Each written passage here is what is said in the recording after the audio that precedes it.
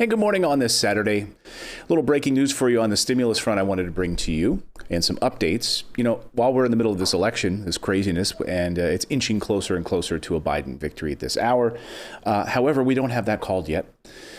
But there is renewed interest in a stimulus plan, if you can believe that. And this, though, coming from the Federal Reserve. We've now heard from a number of different members of the Federal Reserve calling for Congress, now that we're past the election, pass a stimulus bill now. Why? Because they're looking at troubling economic data. That's it. It's no mystery. We're still in a shit show, folks. Surprising, I know. But guess what? These jobs numbers that came out over the past 48 hours show some troubling signs that we are going backwards. And so this is Ian Shepherdson, who's an economist, and he's been very concerned about this. And he says, yes, there's a reason why the Federal Reserve has been calling for additional stimulus. Because we are still in the middle of a pandemic, and it's getting worse. And we could see upwards of 200,000 new cases per day. Per day. We're already over 100,000 now per day of new cases. So here's Ian Shepherdson just talking about this very issue. Take a listen. The things are actually going backwards now. We won't see that in the report today, because these are October numbers, and the October numbers will probably be like 300,000-400,000 net gain in payrolls. But November, because we're almost at the November survey week, and the real-time data since the October survey has really tanked. So I think he's probably looking ahead and thinking, look, if we don't get some action here, we could be seeing a run of outright negative payroll numbers November, December, January, because as we all know, as you just highlighted earlier, the COVID cases are rising very rapidly, the hospitalizations are rising rapidly. So people are scared and they're retreating from.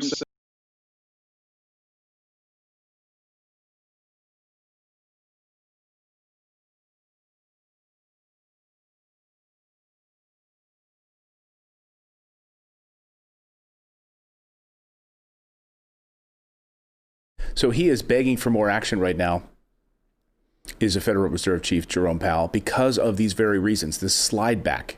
I apologize for that echo there. Try to do things myself today. All these audio settings are all funky, so I apologize. But you get the sentiment. Things are going backwards.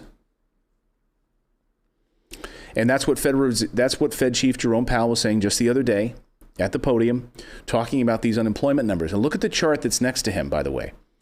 What he's showing is a slowdown of these unemployment numbers. So yeah, we're at 7.7%. That's great. But we'll look at all of the millions of people, over 20 million people that are just not even in this labor number at all. And these workers are getting crushed. Even so, overall economic activity remains well below its level before the pandemic, and the path ahead remains highly uncertain. In the labor market, roughly half of the 22 million jobs that were lost in March and April have been regained, as many people were able to return to work. As with overall economic activity, the pace of improvement in the labor market has moderated. The unemployment rate declined over the past 5 months, but remained elevated at 7.9% as of September. Although we welcome this progress, we will not lose sight of the millions of Americans who remain out of work. The economic downturn has not fallen equally on all Americans. Yeah. So while we continue to prop up Wall Street, remember that millions of Americans are out of work. They don't have access to these types of loans. They don't have access to these PPP programs. It's adversely affected minority businesses, with an overwhelming number of minority businesses closing up shop. So that is why the Federal Reserve Chief is calling for additional stimulus now. Get it done. So where's Congress on all of this? Well, we got some good news from Mitch McConnell's office. He floated the idea, of course, in the past 24 hours that, yes, we would like to get stimulus done before the end of the year. But he's going back to his let's do a smaller targeted bill approach once again. That's not sitting well with Nancy Pelosi, of course, who said no, because it doesn't do anything to address the virus issues. And I will not go along with this like tiny little skinny bill. It doesn't appeal to me at all because they still have not agreed to crush the virus. If you don't crush the virus, we're still going to have to be dealing with the consequences of the virus. And that's why we have said the 3 pillars of our bill: crush the virus, honor our heroes. That's our state and local. Over 1 million people have lost their jobs already in state and local, teachers and people in education, et cetera, because of the funds that have been used to address the virus and lost revenue because of the virus. So no, that isn't anything that we should even be looking at. It wasn't the right thing to do before. So there you go. So not on this targeted smaller thing. Again, we're back to this little like me before. But now you have the Federal Reserve really pushing with multiple members of the Fed board saying we've got to get something done. This is going to be a dark winter. Now, the real question comes down to President Trump. Would a lame duck President Trump, who loses this election, who's going to be sitting there in the White House, be inclined to pass a stimulus? Mick Mulvaney was asked that question. Former White House chief of staff, acting chief of staff under President Trump. He was asked the question, would he, a lame duck president, pass a stimulus? To which he says, yes, he does. He does believe that the president would do that. So there is now momentum picking up once again for a stimulus plan before the end of the year. Now that Mitch McConnell has won re-election, he's got his Senate lined up. The House has picked up a number of Republican seats. What do they have to worry about?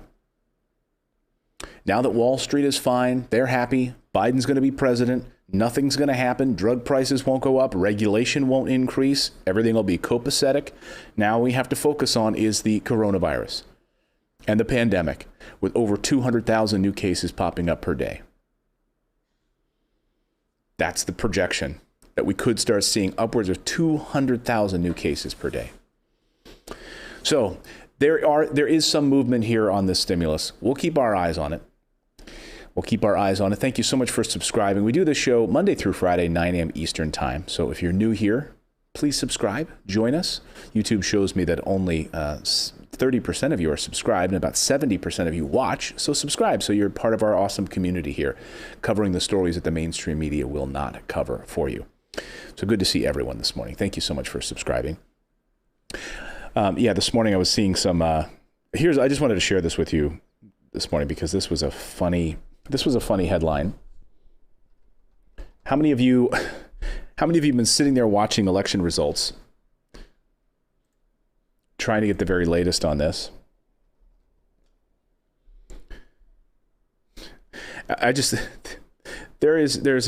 This is the funniest. Let me show you this headline today. I'll pull this in here.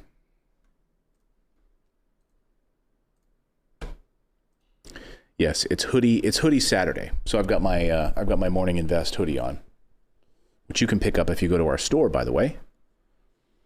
morninginvest.com/store. So here is Politico this morning. I just love these ridiculous headlines. So first of all, here's one that this is a news story. What the heck are the decision desks doing? The decision desks at the network. I just watched on CNN where my old co-host, Allison Camerata, basically just threw their election editor under the bus live on the air. It was actually pretty funny to watch. I mean, she was being nice about it. She's just like, all right, everyone's asking, why haven't we called this election yet? So let's bring in our Jonathan Chai, whatever his name is, at the decision desk, and we'll ask him that question. Why are you guys are to blame? What's going on over there? His answer was basically that we like to wait, and votes are still coming in, and they're heavily trending towards Biden, but we don't want to call anything just yet. They don't want to call anything because they saw what happened to Fox News the other day calling Arizona. They don't want to be stuck with egg on their face, and they don't want to be vilified. So his answer as to why they're not calling the race is exactly the reason why they do call races. We see the vote total that's outstanding, and almost every one of those votes in those particular counties, in Philadelphia County and Allegheny County in Pennsylvania, overwhelmingly, it's about 80% for Biden, and we still have about 30,000 ballots to count. And these historically have all gone Democrat in these particular counties, but we're just not going to call it because we just want to wait. We just want to wait till all these votes are in. Oh yeah, what changed? Well, I'll tell you what changed. You, as the Joker says in The Dark Knight, what happened? Did your balls fall off? because they're willing to count these other races ahead of time on election night. But now with all of the acrimony and everyone worried that one of these networks is going to call something too soon, you can't call anything like that. I just love this hypocrisy. So Fox News comes out and calls Arizona on election night, to which Jared Kushner and the White House call up Rupert Murdoch and they're like, hey, rescind that. Go, what are you doing? Brett Baer on the air over at Fox had to defend the network's decision and the decision desks. So the reason they're not calling is because they don't want to end up like Fox News in this, getting yelled at by the president on it, like in a tweet rage. That's why. So they're just going to wait. All the votes will count. They'll be done. Then Biden will have won, and then they can come out and announce it. A memo is circulating right now, according to sources, Brian Stelter and others, saying that there's memos being handed around over at Fox that you're not going to call Biden president-elect for at least 24 hours. Which I find kind of funny because when I worked at Fox, President Trump became president. He was president-elect Trump. There was no mandate coming from down on high that we couldn't call him president-elect. He was the president-elect. So now they're suddenly being super cautious. All these decision desks, we don't want to call it. This is mainstream media for you. But Politico, I just love this. I love this website today because look, this is the story that had me laughing this morning. The election that broke the Republican Party. By lashing themselves to the president's desperate conspiracies of fraud, GOP officials have undermined their own legitimacy. Never has the unprecedented been so utterly predictable. Donald Trump's party for another 76 days, and no Republican who hopes to remain relevant after that he was gone, was going to deny him the bloody farewell he's been building forward towards. Did we really think the president worked so diligently these past 8 months to create the environment conducive to allegations of mass voter fraud only to stop short of alleging mass voter fraud? Of course not. The reason I love this headline, though, is this idea that the Republican Party is broken. The Republican Party did better than Democrats. The Republican Party did a better job this election cycle than Democrats. Yes, President Trump likely will lose the presidency, but just look at the Senate. Right now, it's about 48-48. I get that. It's going to, if we have a runoff election in Georgia, which is likely to happen on the other Senate seat, Mitch McConnell will remain the Senate Majority Leader of the Senate. The House of Representatives. Republicans picked up seats in Nancy Pelosi's House of Representatives. No state legislature flipped from Republican to Democrat. Governors. In fact, Republicans picked up governors. Governor in Montana, gubernatorial races. Republicans did well, almost overwhelmingly. They lost the presidency. But in a census year, which is what we're in, a census year, 2020, this is incredibly important for redistricting. So now Republicans have not only solidified their districts, they've expanded, which now makes it more favorable for them to rewrite districts in the coming years, over the next 10 years. So these districts now, because of the census and because Republican victories, will now even have more of an edge. So when you see mainstream media stories like this, the election that broke the Republican Party. Yeah, and if you're going to have Republicans out there saying there's widespread voter fraud and there's actually no evidence of that, fine. They'll have to deal with that. But that's not the issue. The issue is that Republicans actually did really well. Republicans doubled the number of African American women that voted for Trump this time around. They expanded their minority base. Venezuelan Americans, Cuban Americans, Latinos, all across the board increased their voter turnout for Trump. Women. So this idea that Republicans need to go cry in a corner, I think both parties are corrupt, as you know, watching my show. You know that I think that both political parties are dinosaurs, that they're big money, controlled by big money on Wall Street. But clearly, when you have mainstream media telling you that that Republicans need to go through some soul searching, no, Democrats need to go through some soul searching. Democrats pull out a retread of 2016, run Hillary Clinton's campaign all over again.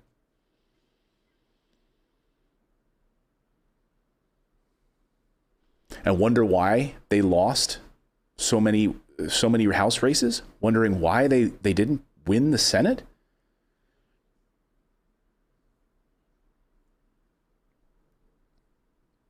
Do you know this is the first time that Democrats will have won the presidency without also controlling Congress, without having without controlling a plurality of Congress in over 100 years? This is not a huge victory for Democrats. And by the way, we talk about the presidency. Yes, I was a history major in college and had a lot of history classes around the presidency. And one of my professors was one of the preeminent professors in the world on U.S. presidential history. And one of the things he really imparted to us was this idea that the U.S. presidency is not that strong constitutionally. We saw that during the stimulus battle, right? If the president of the United States actually had a lot of power, he could have really come out and done some things like a dictator. The U.S. presidency is actually pretty weak compared to Congress and the Supreme Court. The executive branch in many ways is more of a figurehead. They're able to drive trade policy and negotiate peace treaties. Beyond that, not much. Policy is driven by Congress. Laws are adjudicated by the courts. But the presidency? We never really expected the president of the United States to actually run on a platform. Like, hey, what are you running on? What do you believe? The American people didn't care about that. It was not expected that you, as president of the United States, if you were running for the presidency, would actually run on a platform up until Franklin Roosevelt. Most of the times on these whistle-stop tours back in the late 1900s, 1800s, they would just pull up and wave from a train. That's about it. No one expected them to have a comprehensive healthcare policy and a whole litany of plans that they would put out on their website. Here's a 200-page analysis of the Theodore Roosevelt plan for America. Just didn't happen. Because the power of the presidency is actually pretty weak constitutionally. And it's actually one of those things that I think in many ways hamstrings the presidency. We expect this person to run on a platform, but then when they get in there, they don't get any of it through. Very rarely, unless they have a super majority, are they able to get any of it through. Biden is not going to get any of this through. A tax plan, climate bills, come on, no way. So again, people, I think, put way too much emphasis on the presidency. I think it's good. I think we get a madman out of the White House, right? A tweeting madman. Yes. But this idea that Biden is going to somehow be this champion riding it on a white horse. No, like I said before, my great fear is that everyone goes back to sleep when Biden wins. And this perfectly positions Republicans in 2 years, in 2022, for Senate and House seats. Because they'll be able to point and say, look, Biden didn't get anything done. And if Democrats don't do some soul searching and don't start really reaching out and really adopting some progressive policies in this country, really start putting forth some meaningful ideas like Medicare for all, like some deep universal health care plan, universal basic income of some kind, an expansion of Social Security benefits, workers' rights, expanding workers' rights. It's over. It's over for Democrats. And so when I see headlines like this, I just laugh. I just laugh because this liberal media, the election that broke the Republican Party. Give me a break. Give me a break. Let me know what you think about that. Drop me a line in the comments below. I've given you the facts. I'd love to hear your thoughts. I read all of your comments. So please subscribe to the channel, and please also smash that like button too, and then leave me a comment. And the comment I want you, so I'm going to ask you this question. I want you to respond to it in the comments. Do you think that this election broke the Republican Party, or do you think it broke the Democratic Party? Let me know.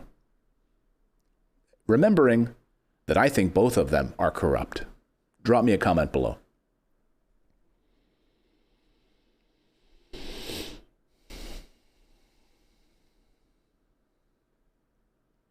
Good to see everyone.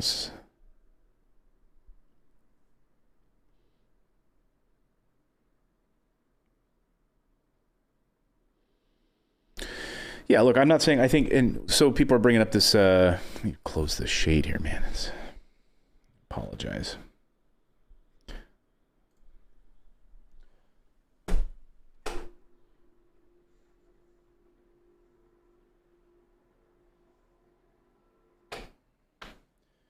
Front of this sort of makeshift studio space I'm still working on and dialing in some different lighting and everything. And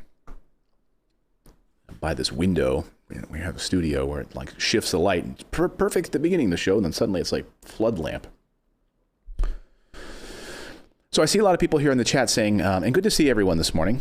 Shirley Bland is here. Jade Emery, Lori Devine. Judah is here. John Hoens, David Scholl, Carla Becker, Kelly Foreman.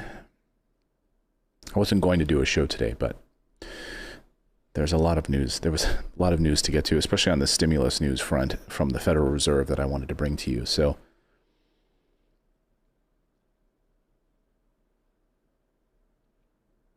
Daniel Beestian. Just the fact says, I disagree, Clayton. The only way they can say Biden hasn't done anything is if Dems have complete control of House and Senate. I disagree, Clayton. The only way they... It's still separation of powers if Biden's president control the House. Oh, I didn't say that. You might have misunderstood what I'm saying. I think, look, Bill Clinton managed to get things done with a Republican House under Speaker Gingrich. They managed to pass a balanced budget agreement, the first time in America I think in American modern history. We had a balanced budget agreement. We actually had a surplus instead of a deficit. Yeah, that was Bill Clinton and Newt Gingrich era with a Federal Reserve. You know, one thing that you have to admire about Bill Clinton is that when he came in, one of the very first things that he did was sit down with the Fed chief, Alan Greenspan at the time, and asked him, how can we turn this economy around? It was a shit show. Remember what he inherited from George H.W. Bush? What can we do to turn this thing around? And Federal Reserve Chief at the time, Alan Greenspan said, we need to deal with this deficit. We cannot continue to spend money we don't have. Bill Clinton said, okay, worked with Newt Gingrich and Republicans, and they got it done. Bill Clinton got a lot of credit for it. In many ways, it was a Republican idea at the time. Bill Clinton was very good at sort of like co-opting Republican ideas, sort of the triangle effect. That's what it was called, I think. I have that wrong. My history might be wrong on that. But I think it was called triangulation. So basically, they would take... He was very good at sort of co-opting Republican ideas. And this Obama tried the same thing, by the way, with health care. Remember that Obamacare was Romney Care in Massachusetts. And it came out of the Heritage Foundation. It was a Republican health care plan, vetted and created by Republicans at the Heritage Foundation, a think tank. Romney instituted this in Massachusetts, right? Obama steals the idea because they didn't want a repeat of what happened with Hillary Clinton and Bill Clinton, where it got crushed. Nothing happened. So they basically stole a Republican plan and managed to push that through. But Republicans came out and started bashing it, saying that you can't have this kind of plan. This is ridiculous. Government-run health care. It's like, wait a second, but you guys came up with the plan.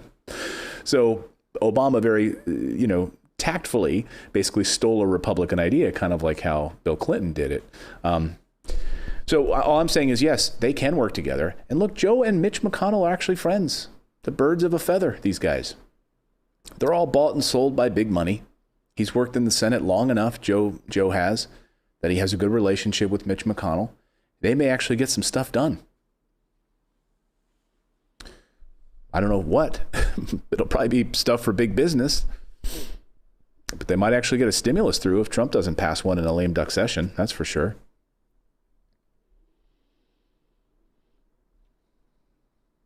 Francis Bragg is here. Michelle Johnson is here. Jessica Hacker says this election straight up broke the American people. I agree. We are the ones that suffer. Clinton and Greenspan were the cause for the housing crash in 2008, says Ed Erie. They took away the capital gains tax, lowered the interest rate to historic lows, creating the crash and bank bailouts. I agree with you.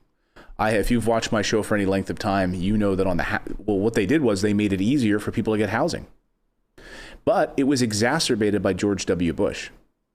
It went into the stratosphere under George W. Bush. He made it even easier for people with like no income, no jobs to get loans under George W. Bush. So it started under Clinton and it rocketed under George W. Bush. And the housing collapse, no one goes to prison. None of these bankers go to prison. Disgusting. How many of you have seen The Big Short? It's worth watching if you haven't seen it. It's good. The book is excellent too, by the way. Well, I read the book first and saw the movie next.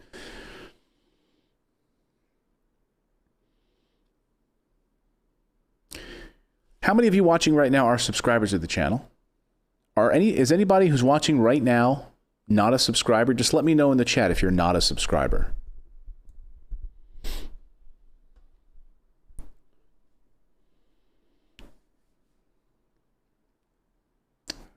So hit that subscribe button. Donna Peterson, come on.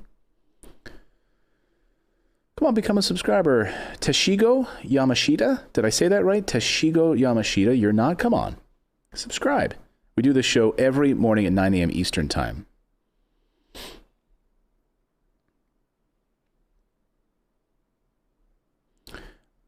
Thank you so much for becoming a subscriber.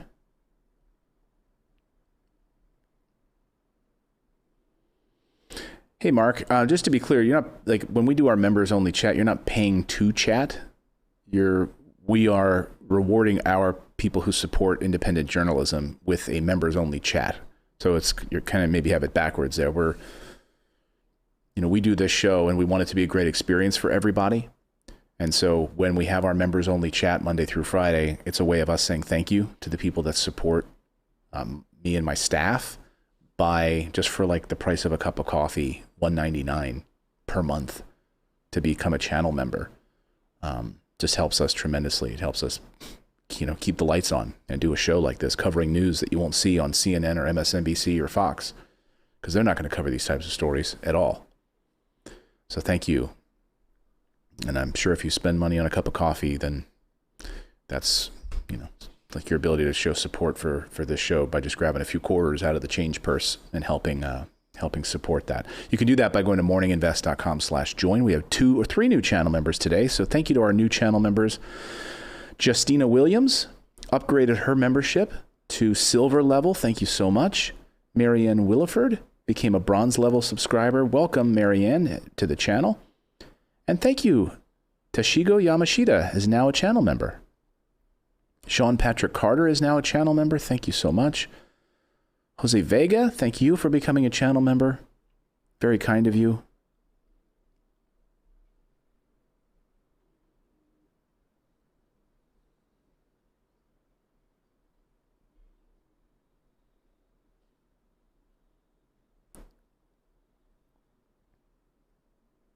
It's Saturday. I hate like doing the hair. Someone's like, that's not a good hat on you. It's not? I like this hat. I'm a hat guy. I've got a lot of hats. All right. Jose Vega just became a channel sponsor. Thank you so much. Justina Williams, thank you so much. Justina says, I'd rather pay for this subscription for the truth than the fake news on cable. Thank you so much. Really kind of you to say that. Donna Peterson, thank you so much. And, you know, I should be clear, like I used to work in the mainstream media for 20 years. I worked at NBC, I worked at CBS. I started my career at Fox in Los Angeles as a producer at Good Day LA. Then became a political reporter for CBS News, covering politics in Montana, covering the governor of Montana, Governor Roscoe. So my office was in the Capitol building, covering the legislature and for CBS News. Then I left and started work for NBC News as an anchor for their nightly news in West Virginia, and then Virginia, and then I moved to Ohio. So I've been in journalism and working for big, you know, mainstream media corporations, and I got to see it unfold. Then I spent the last 10 years of my career at Fox News Channel in New York. And quite honestly, you know, yes, we would have talking points and things that we would do on the show. The only thing my boss ever said to me, the only direction, because people would ask me, were you ever told to say something? Were you ever told to act a certain way? My only thing my boss ever asked me to do was to be myself. He knew I was from Philadelphia. He knew I was fairly progressive. He knew that I, you know, cared about the environment. I cared about these kitchen table issues. And he's, you know, just said, just be yourself. And so I used to call bullshit on Republicans on the air. I used to call bullshit on Democrats on the air. So when people would see me, they say, I don't quite know your politics. I'm like, that's good that you don't. Because I would call BS on both sides. I remember on the air, people couldn't believe I did it at the time. And I was fairly new at Fox, but I didn't know, like, hey, wow, you're really doing this? I ripped Rush Limbaugh live on the air. He was a guest. And he was making fun of Barack Obama's ears. And I remember saying, come on, really? You're making fun of a guy's large ears? I said, I've got large ears. I go, my ears are probably bigger than President Obama's. I can pick up FM radio stations with the size of my ears. Why are you picking on his ears? As if Rush Limbaugh is you know, like when you when you look for the word man in a dictionary, see what a real specimen of a man is. You're going to flip right to a picture of Rush Limbaugh. Give me a break. So anyway, that was my career. So, you know, when I look at mainstream media, I see it through that lens, through that experience. There's a lot of great journalists that work in the mainstream media, but there's a lot of big money that forces a particular narrative. And I will never want to be a part of it ever again. So I get to do this show and to bring you these types of stories, the things that I think matter to Americans. Or if I see a bullshit story, I'll be able to call BS on it for you. And covering the things that really matter. So thank you so much for your support on a Saturday. Much love to all of you. Again, we're keeping our eyes close on this presidential race, at where things stand. And as we inch closer, as they continue to access and count those ballots in Philadelphia County, we'll likely have an answer. I mean, depends on how quickly they get this done. I see these different news organizations pushing and pushing and pushing on Philadelphia. Like, when are you going to have these done? But there's a lot of votes there. So slow your roll. Biden has narrowed his lead now as votes have continued to come in Arizona. So that has been trickling in that direction. And Biden has also been expanding his lead in Georgia. So things have been going down a little bit for him in Arizona, and then going up a little bit for him in Georgia, and then up for him in Pennsylvania. So at this hour, there's very little chance that President Trump is going to pull this out, unless there's some sort of crazy last-minute rush of these absentee and mail-in ballots that are somehow Republican in Philadelphia County and Allegheny County. Meanwhile, 2 people were arrested. 2 Trump supporters were arrested. They were armed, they had a bunch of guns, I guess. They drove into Philadelphia from Virginia with a truck full of Trump ballots. Authorities stopped them, said, in Philadelphia, you're not allowed to carry guns like this. Oh, and what's this truck full of fake ballots doing? So there's a lot of that going on, a lot of craziness going on. We'll keep our eyes to it. Thank you, everyone, for joining us today. I hope you have a great rest of your Saturday. Get back to the family now and enjoy some coffee, play with the dog, keep watching these election results. Much love to all of you. We'll see you a little bit later, okay?